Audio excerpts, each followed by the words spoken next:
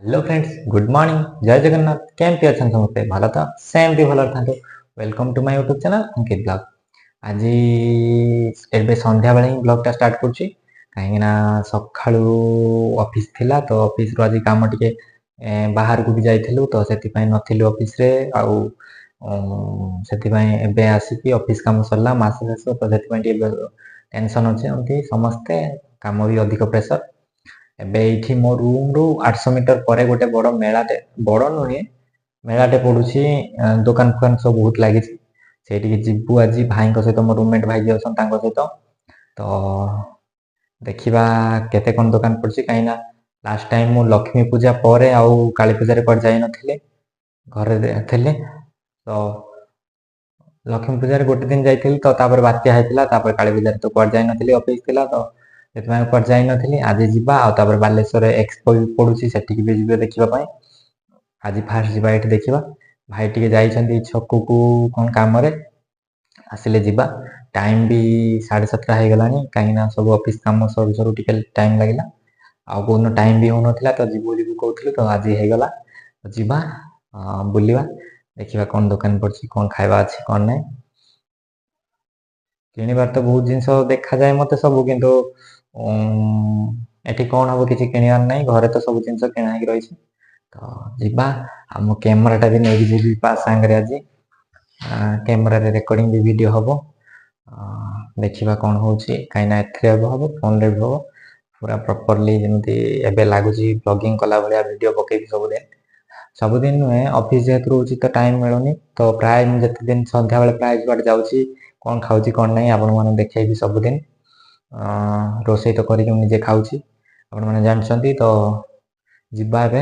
ଭାଇ ତ ଆସିନାହାନ୍ତି, ଟିକେ ୱେଟ୍ କରିବା। ଭାଇ ଆସିଗଲେ ଯିବା। ଏକ୍ସପୋ ବି ଯେଉଁଦିନ ଯିବି ଆପଣମାନଙ୍କୁ ଦେଖେଇବି। ତ ଯିବା ଆଉ। ଠିକ୍ ଅଛି, ମୁଁ ଏକାଥରେ ଦେଖାଯିବ ମେଳାରେ। ଟାଟା। ଏବେ ମୁଁ ଆସିକି ମେଳାରେ ପହଞ୍ଚି ଯାଇଛି। ଦେଖନ୍ତୁ କେମିତି ଦୋଳିଟା ଫାଷ୍ଟ ହିଁ ଦେଖାଯାଉଛି, ଆଉ ରିଫ୍ଲେକ୍ଟ କରୁଛି ପାଣିରେ। ଆଉ ଏମିତି କିଛି ଲାଇଟ୍ ଦିଆ ହେଇକି ସଜା ହେଇଛି ଜାଗାଟା। ଗୋଟେ ଗାଁ ଭିତରେ ହେଉଛି, ତ ସେଥିପାଇଁ ବେଶୀ ବଡ଼ ଆକାର ନୁହେଁ, କିନ୍ତୁ ଛୋଟ ଆଉ। ତ ତାପରେ ଦେଖନ୍ତୁ ଏମିତି କିଛି ମାହୋଲ ଅଛି ଭିତରେ। ଲୋକ ଅଛନ୍ତି, ସେତେ ବେଶୀ ନାହାନ୍ତି କି ଯେତେ ଗହଳି ଭାବୁଥିବା ଆମେ। ତ ତଥାପି କିନ୍ତୁ ଏତେ ଛୋଟ ଜାଗାଟାରେ ବହୁତ ଲୋକ ଅଛନ୍ତି, ବହୁତ ଭିଡ଼ ମଧ୍ୟ ରହିଛି। ମୁଁ ଯେତିକି ଦେଖୁଥିଲି ତ, ଆଉ ଦୋଳି ମଧ୍ୟ ବହୁତ ସାରା ପଡ଼ିଛି, ସବୁ ପ୍ରକାର ଦୋଳି ପଡ଼ିଥିଲା। ଖାଲି ଟୋରାକୁ ଛାଡ଼ିଦେଲେ ଆଉ ସବୁ ପ୍ରକାର ଦୋଳି ପଡ଼ିଛି ଏଠି। ଛୋଟ ପିଲାଙ୍କ ପାଇଁ ଫାଷ୍ଟ ତ ଦେଖିପାରୁଥିବେ ଆପଣମାନେ ଏଠି କେତେ ପ୍ରକାର ପଡ଼ିଛି ଦୋଳି। ଥଣ୍ଡାରେ ବୁଲି ବୁଲି ମୋ ତଣ୍ଟି ଟିକେ ବସି ଯାଇଥିବ, ଦେଖିବେ ଆପଣମାନେ। ଭଏସ୍ଟା ପୁରା ଅଲଗା ପ୍ରକାର ଆସୁଥିବ। ଆଉ ଦେଖନ୍ତୁ ଏଇଠି ସବୁ କେମିତି କେତେ ପ୍ରକାର ଦୋଳି। ଆଉ ଏଇଠି ସବୁ ଯେଉଁ ଛୋଟ ପିଲାମାନେ ଡଙ୍ଗା ଚଲାନ୍ତିନି କି, ତ ସେଇ ଦୋଳି ଗୋଟେ ଏଠି। ଦୋଳି ନୁହେଁ, ସେଇଟା କ'ଣ କୁହନ୍ତି ମୁଁ ଜାଣିନି। ତ ଏଇଠି ଚଲାଉଥିଲେ ଗୋଟେ ପିଲା, ମୁଁ ଦେଖୁଥିଲି କେମିତି ସେ ଚଲାଉଛି। ମୁଁ କହିଲି ଏଥର ଯଦି ମୁଁ ବସିବି ଯାଇକି ସାଏଁ ସାଏଁ କରିକି ଚଲେଇବି, ଏକାଥରେ ପଳେଇବ। ଆଉ ସିଏ ତାକୁ ପ୍ରପରଲି କେମିତି ବସିକି ଚଲେଇବ ସେମିତି କହିଦେଉଥିଲେ, କାହିଁକିନା ସିଏ ଜୋର ଚଲେଇ ଦେଉଥିଲା ଆଉ ପାଣି ଭିତରେ ପଡ଼ୁଥିଲା ଯାଇକି। ଆଉ ତାପରେ ଦେଖନ୍ତୁ, ତାପରେ ଏଠି ଏଇଟା ଟ୍ରେନ୍, ଟୟ ଟ୍ରେନ୍ ଥାଏ ଯେଉଁ, ସେଇଟା ଗୋଟେ ଘୁରୁଥିଲା, ଏଇଟା ଦେଖିଲି ବି। ଆଉ ତାପରେ ସବୁ ପ୍ରକାର ଦୋଳି। ଆଉ ଦେଖନ୍ତୁ ଏଇଟା ଶିଖିଗଲା ସିଏ, ଯେତେବେଳେ ଠିକ୍ ଠାକ୍ ଚଲାଉଥିଲା।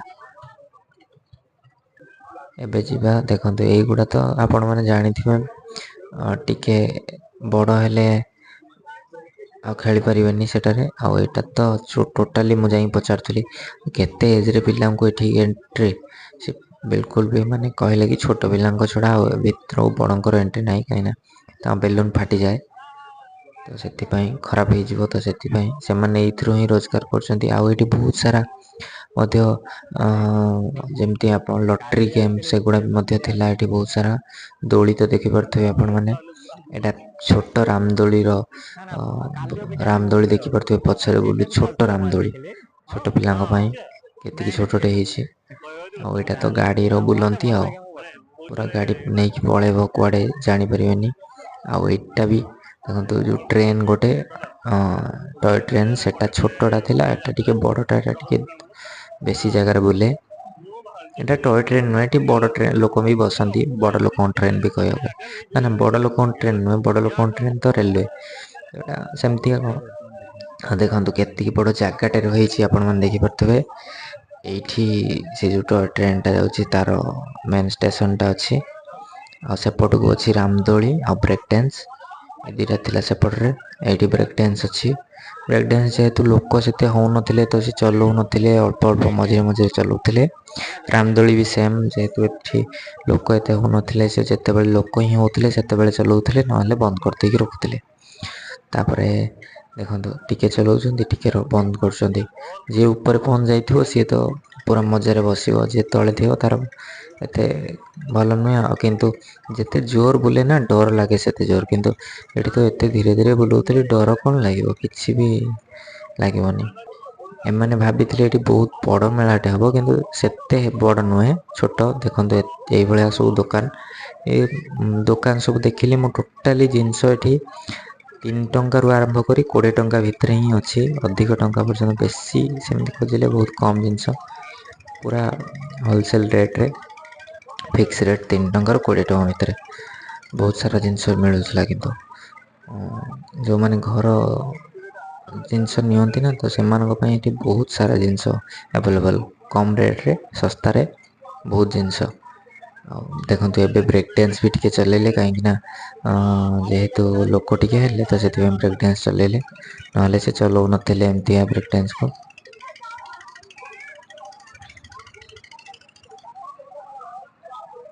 ଓ ଏଟାକୁ ବି ରାମଦୋଳି ମଧ୍ୟ ଚଲେଇଲେ, ରାମଦୋଳି ବି ଚଲାଉନଥିଲେ।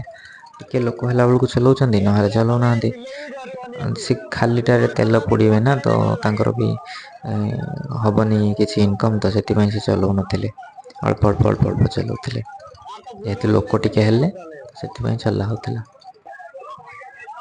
ଆଉ ଦେଖନ୍ତୁ ଭିତର ଦୋକାନ ଗୁଡ଼ାକ ଏମିତିଆ ହିଁ କିଛି ଥିଲା। 2 ସାଇଡ଼୍ରେ ଦୋକାନ, ମଝିରେ ରାସ୍ତା ଯିବା ପାଇଁ। ସବୁଆଡ଼େ ଯେମିତି ଥାଏ ସେମିତିଆ, କିନ୍ତୁ ଦେଖନ୍ତୁ ଲୋକାଲ୍ ମାନେ ଯେମିତି ପୂଜାରେ ସବୁ ଦୋକାନ ପଡ଼େନି କି, ସେମିତିଆ ହିଁ ଦୋକାନ ପଡ଼ିଥିଲା। ନାଇଁ କି ଅଲଗା କିଛି ଷ୍ଟଲ୍ ସବୁ ପଡ଼ିଥିଲା ଯେମିତି, ସେମିତି କିଛି ନୁହେଁ, ନର୍ମାଲ୍ ଷ୍ଟଲ୍ ସବୁ। ଲୋକ ସବୁ ଦେଖନ୍ତୁ କେତେ କେତେ ଜିନିଷ ଲୋକ କିଣିକି ବହି ନେଇଯାଉଥିଲେ। ମୁଁ ଭାବୁଥିଲି ରଖିବେ କେଉଁଠି ଏତେ ଜିନିଷ, ଯେହେତୁ କମ୍ ରେଟ୍ ନା, ତ ସେଥିପାଇଁ ସବୁ ଲୋକ ବହୁତ ସାରା ବହୁତ ଜିନିଷ ନେଉଥିଲେ। ଆଉ ତାପରେ ଏ ଜାଗାରେ ନା ଏତେ ଜୋର ଆନାଉନ୍ସମେଣ୍ଟ ହେଉଥିଲା ସମସ୍ତଙ୍କର, ହୋଲସେଲ୍ ରେଟ୍ ପାଇଁ ଏତେ ଜୋର ଆନାଉନ୍ସମେଣ୍ଟ କରୁଥିଲେ ସେମାନେ, ତ ଆପଣ ଟିକେ ଭିତରେ ରହିପାରିବେନି, ଏତେ ଜୋର। ଟିକେ ଶୁଣନ୍ତୁ କେତେ ଜୋର ଆନାଉନ୍ସମେଣ୍ଟ ହେଉଥିଲା।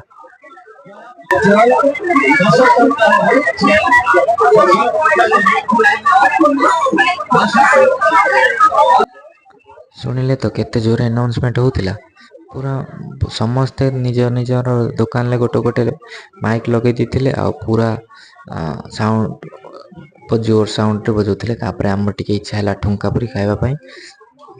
ଠୁଙ୍କା ପୁରି ତ କହୁଛନ୍ତି, କିନ୍ତୁ ଠୁଙ୍କା ପୁରି ହିଁ ପ୍ରପର୍ ଯେମିତି ହୁଏ ସେମିତି ହିଁ ନଥିଲା। ଖାଲି ଜଷ୍ଟ ଗୋଟେ ଠୁଙ୍କା ପୁରି ଲେଖିଦେବା କଥା, କଟକ ଫେମସ୍ ଠୁଙ୍କା ପୁରି। ତାପରେ ଆମର ସେଇଟା ନେଇକି ଆମେ ସେଠି ଖାଇନଥିଲୁ, ପଳେଇ ଆସିଲୁ ରୁମ୍କୁ।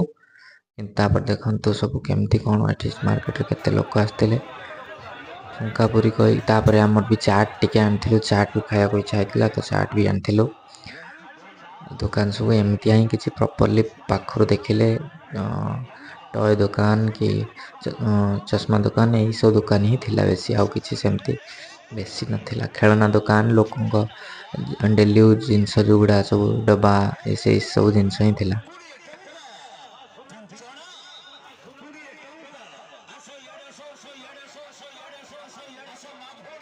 ଦେଖନ୍ତୁ ହରେକମାଲ 20 ଟଙ୍କା, ହରେକମାଲ 10 ଟଙ୍କା, ହରେକମାଲ 3 ଟଙ୍କା, ଏମିତିଆ ହିଁ ସବୁ ଜିନିଷ। କେଉଁଠୁ ଶସ୍ତାରେ ଏତେ ରେଟ୍ରେ ଆଣନ୍ତି ଏମାନେ ଜିନିଷ।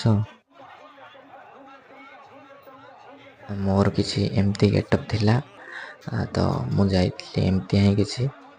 ଆଉ ଏତେ ଲୋକଙ୍କ ଭିତରେ ନା ମୋତେ ଭିଡ଼ିଓ କରିବା ପାଇଁ ଫାଷ୍ଟ ଟିକେ କେମିତି କେମିତି ଲାଗୁଥିଲା, ତାପରେ ଏବେ ଆସ୍ତେ ଆସ୍ତେ ଅଭ୍ୟାସ ହେଇଗଲାଣି, ତ ଏବେ ଭିଡ଼ିଓ କରିପାରୁଛି, କିଛି ଅସୁବିଧା ହେଉନି, ନର୍ମାଲ୍ ଲାଗୁଛି ଆସ୍ତେ ଆସ୍ତେ।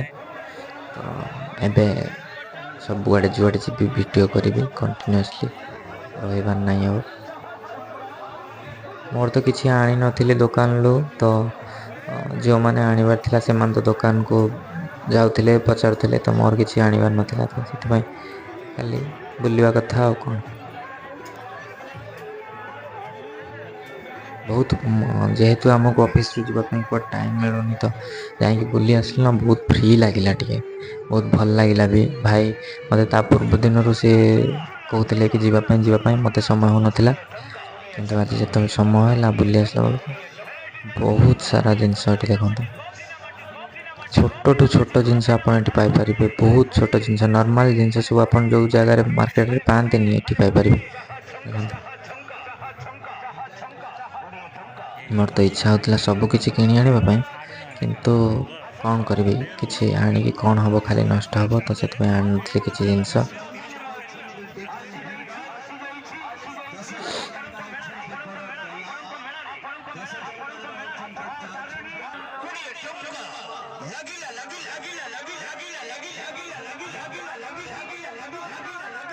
ଠିକ୍ ଅଛି, ଆଜି ତ ବି ଟାଇମ୍ ହେଇଗଲାଣି, ଏବେ ଯିବା ରୁମ୍କୁ। Thank you so much. ଜୟ ଜଗନ୍ନାଥ। ସେୟାର କରିବେ, ସବସ୍କ୍ରାଇବ୍ କରିବେ ମୋ ଚ୍ୟାନେଲ୍କୁ। Thank you.